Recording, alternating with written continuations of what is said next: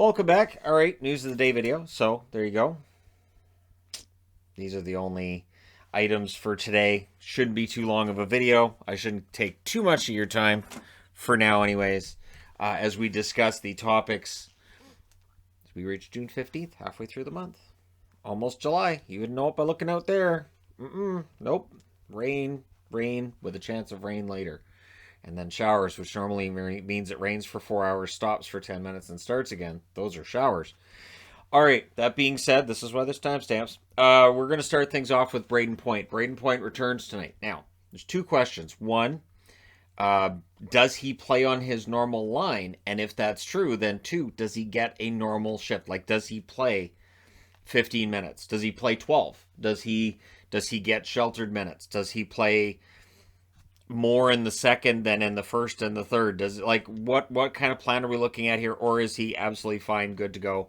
Not going to be 100%, but as close as you get in the playoffs. So Brayden Point being back could be a huge game changer for the Tampa Bay Lightning. It means that for Colorado, now the pressure's back on them. Of course, Darcy Kuemper in the starters crease. As of yet, as I'm recording this, they have not confirmed Darcy Kuemper as the starter for Colorado, but I would think if he's good to go and he's actually 100%, he'll be the starter. Francouz 6-0 in the playoffs, but Kuemper is the starting goaltender for Colorado, and throughout most of the regular season, he was the better goaltender. So we'll see how that goes tonight. But I'm kind of excited for tonight's Stanley Cup final.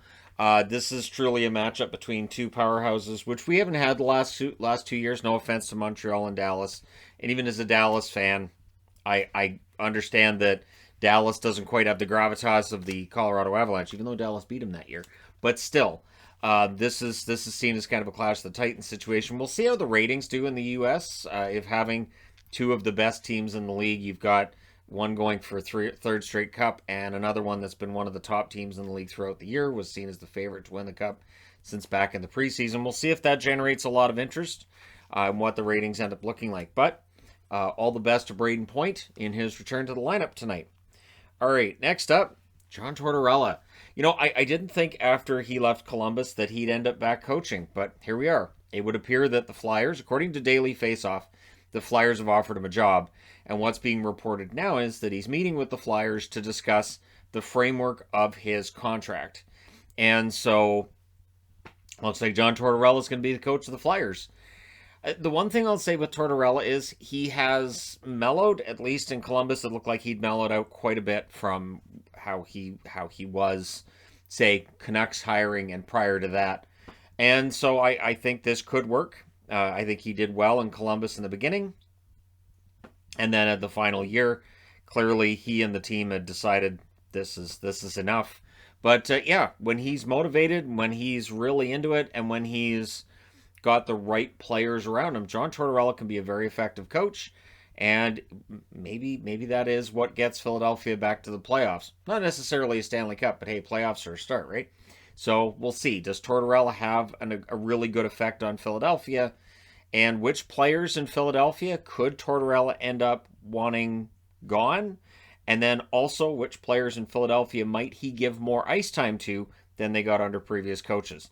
Tortorella, I think will make up his mind pretty early, but it's going to be interesting to see how that goes with Philadelphia once he's actually hired. And once that comes out, I'll probably go out around the neighborhood and film a video. Hey, Kevin Weeks isn't the only one that can do that. I didn't actually leave the house to film. I was out near the house, and I was like, all right, well, trees here, I'll just take the video here. It's not just Kevin Weeks that can break stuff that way. So, yeah, I thought I'd have fun with it, and clearly it worked. According to the view counts, it worked quite well. All right, next on the board, the Sportsnet final draft rankings are out. Final draft rankings are going to be coming out a lot this week, so that's why I'm holding off on the prospect videos. The Black Book from hockeyprospect.com is about a week out from being released. Once that's released, because I'm a paid subscriber to Hockey Prospect, it automatically is in my inbox, and I can go and grab that and go through it, and there's all kinds of data that's going to be in there. So look for a lot of prospect videos once that's dropped in about a week's time. So yeah, but on Sportsnet, coming back to the Sportsnet rankings, they have Shane Wright number 1, Logan Cooley number 2, and Slavkovsky they've got at number 3. And again, it could happen that way. Cooley's a center, Slafkovsky is a winger, and that's kind of how that works. Very often the centers will move up in the draft, the wingers drop down. And even though we may look back years down the road and say, how could that winger have dropped? You just look and you go, okay, so there were centers that ended up going instead. Sometimes it's a good move, sometimes not so much.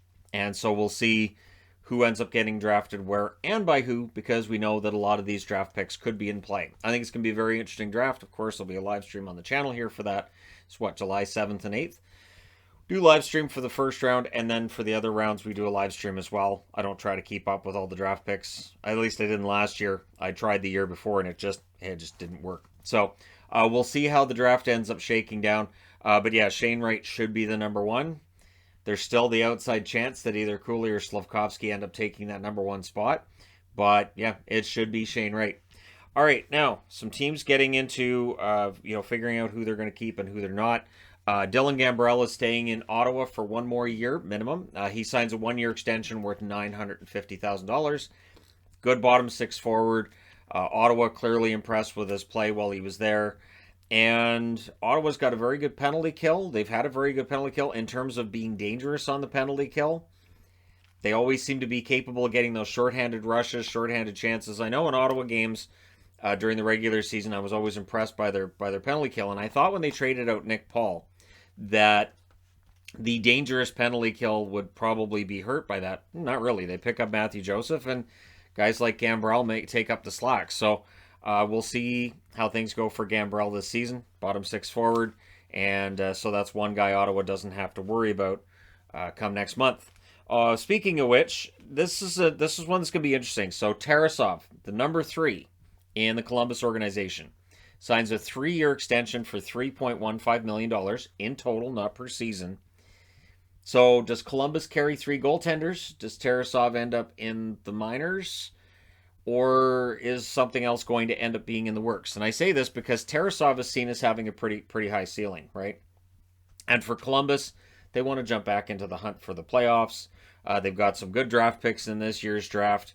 Maybe you pile them together to try to move up. Maybe you just take them all and you see what you can do in the fall and, roll with it. But I think the plan is to improve and maybe push for a playoff spot. And Tarasov, I would say, pretty strong numbers for him thus far. And I look at, especially in the case of Korpisalo, if Korpisalo has a decent start, do you move him and bring up Tarasov? Do you keep Tarasov in the minors? Korpisalo has a rough start. So again, with Columbus, I'll be interested to see what happens because I do think Tarasov is going to make that conversation uncomfortable. I expect him to have a good training camp and to really make Columbus have to think about what they're going to do with their goaltending if they do intend to push for a playoff spot. Now, rumor central. Johnny Gaudreau, there was a rumor that a long-term extension had been reached between Johnny Gaudreau and the Flames. Gaudreau's agent came out yesterday and said no, that the rumors of an extension are untrue. So there's been no extension with Gaudreau yet. The fact that the rumors are out there, it is that time of year.